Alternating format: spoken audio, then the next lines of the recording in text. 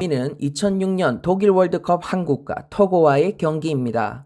2002년 한일 월드컵 4강 신화를 이룩한 한국 대표팀이었지만 월드컵 원정에서 한 번도 승리가 없던 한국 대표팀은 월드컵 원정 첫 승과 16강 진출을 위해 독일로 향합니다.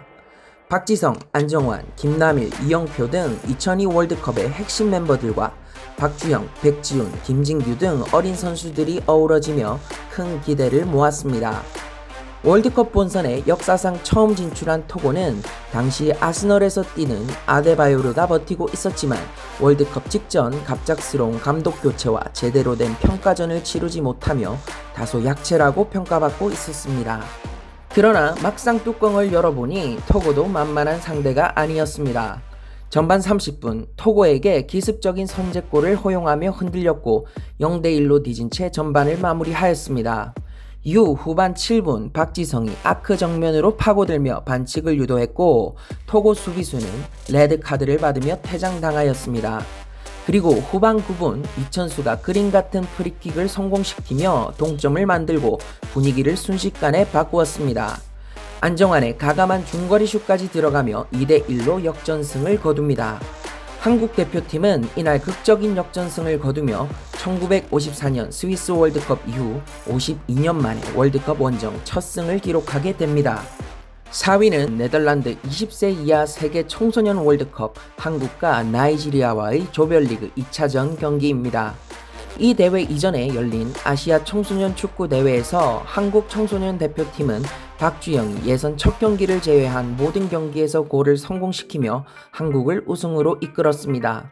박주영을 필두로 김진규, 백지훈, 김승용 등이 기대를 받으며 출전하였는데 1차전 스위스와의 경기에서 2대1로 패하며 2차전 나이지리아와의 승리가 반드시 필요한 상황이었습니다. 나이지리아 선수들의 빠른 스피드에 수비진이 흔들린 한국은 전반 17분 선제골을 허용하였습니다. 추가 실점 위기를 잘 넘긴 한국은 후반 2분 페널티킥을 얻어냈지만 키커로 나선 박주영의 슛이 막히며 동점골 기회를 날립니다.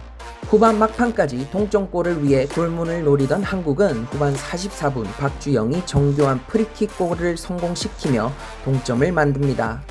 기세를 올린 한국은 후반 종료 추가 시간 백지훈의 역전골을 성공시키며 극적인 역전승을 기록합니다.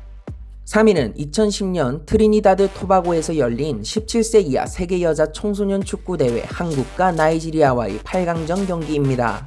한국은 조별리그에서 멕시코와 남아공을 제압하고 8강에서 나이지리아와 격돌을 합니다. 나이지리아는 조별 예선에서 아프리카 특유의 빠른 스피드와 개인기를 내세우며 3경기 10골을 기록하는 등 매서운 기세를 보여주고 있었습니다.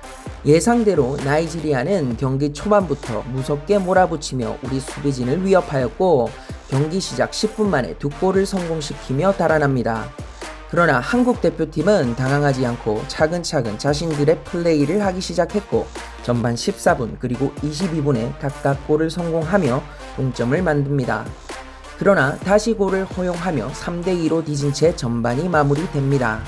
후반 들어서 더욱 공격적으로 임한 한국 대표팀은 후반 23분 이금민이 얻어낸 페널티킥을 여민지가 성공하며 3대3 동점을 만들었고 후반 43분에는 여민지가 골키퍼를 제껴내고 역전골까지 성공합니다. 그러나 경기 종료 막판 다시 동점골을 허용하며 4대4로 연장전에 돌입합니다. 끝까지 알 수 없을 것 같은 두 팀의 승부는 연장 전반 3분 그리고 6분에 한국 대표팀이 2골을 연이어 성공하며 경기가 기울었고 결국 6대5로 한국 대표팀이 극적인 역전승을 거두고 4강에 진출합니다. 이날 경기에서 한국 대표팀 공격수 여민지는 혼자 4골을 성공시키며 한국 선수 사상 첫 FIFA 주간대회 한 경기 최다 득점 기록을 세웁니다. 이 대회에서 한국 대표팀은 4강전에서 스페인 그리고 결승전에 일본마저 꺾으며 피파가 주관하는 대회에서 첫 우승을 차지하는 역사를 만들어냅니다. 2위는 2002년 한일 월드컵 16강전 한국과 이탈리아와의 경기입니다. 당시 이탈리아 대표팀에는 비에리, 말디니, 토티, 부폰 등 세계 최정상급 선수들로 구성되었기 때문에 한국이 승리할 것이라고 예상하기 어려운 경기였습니다. 경기 내내 이탈리아의 끈끈한 수비와 거친 플레이로 결정적인 찬스가 쉽게 나오지 않았고 시간은 그렇게 흘러가고 있었습니다. 패색이 짙어지고 있는 후반 막판 설기현이 극적인 왼발 동점골을 터뜨렸고 연장전에서 안정환이 골든골을 성공시키며 한국은 8강에 진출합니다. 이 경기를 기세로 한국은 8강전에서 스페인마저 제압하며 아시아 그리고 한국 축구 역사상 첫 월드컵 4강 신화를 만들어냅니다. 1위는 2010 광저우 아시안게임 3, 4위 결정전 한국과 이란의 경기입니다. 홍명보 감독이 이끄는 한국 대표팀은 금메달을 목표로 하였습니다. 당시 프랑스 AS 모나코에서 뛰고 있는 박주영, 구자철 등이 아시안게임에 출전합니다. 24년 만에 아시안게임 금메달을 노렸던 한국 대표팀은 준결승전에서 아랍에미레이트의 발목을 잡히며 금메달 획득에 실패합니다. 아시안게임에서 금메달을 따야 군면제를 받을 수 있었던 대표팀은 아쉬움을 뒤로하고 유종의 미를 거두기 위해 이란과의 3, 4위 결정전에 나섭니다. 한국 대표팀은 항상 이란을 만나면 어려운 경기를 하였는데 이날도 다르지 않았습니다. 이란의 강한 압박에 수비진이 흔들리며 두 골을 먼저 내주고 전반을 마무리합니다. 하프타임에 전의를 다진 한국 대표팀은 구자철의 중거리골로 추격하였으나 곧바로 이란에게 추가골을 허용하였고 이 경기를 지켜본 대다수의 축구 팬들은 뒤집기 어려울 것이라고 생각하였습니다. 더구나 이란은 세 번째 골을 성공시킨 이후 선수들이 하나씩 드러누우며 침대 축구를 시작하였습니다. 당시 심판을 맡은 이라크 주심은 이란 선수들의 침대 축구를 방치하며 한국 선수들의 경기 운영을 더욱 어렵게 하였습니다. 어려운 조건과 상황 속에서도 대표팀 선수들은 포기하지 않고 원팀으로서 서로 독려하며 경기를 풀어갔고 박주영이 추격골을 성공시키며 3대2로 따라잡기 시작했습니다.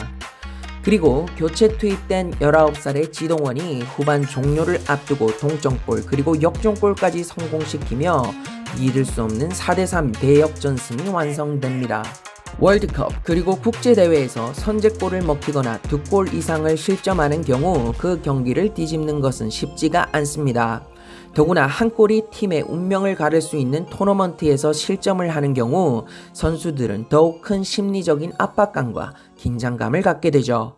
오늘 소개해드린 5경기에서 우리 선수들은 어려운 상황 속에서 끝까지 포기하지 않고 집중하며 상대를 쫓아갔고 코칭 스태프는 올바른 상황 판단과 전술 운영으로 지고 있던 경기를 뒤집을 수 있었습니다. 언젠가부터 한국 축구 대표팀은 지고 있더라도 역전시킬 수 있는 투지, 근성, 팀워크를 보기가 어려워진 것 같습니다.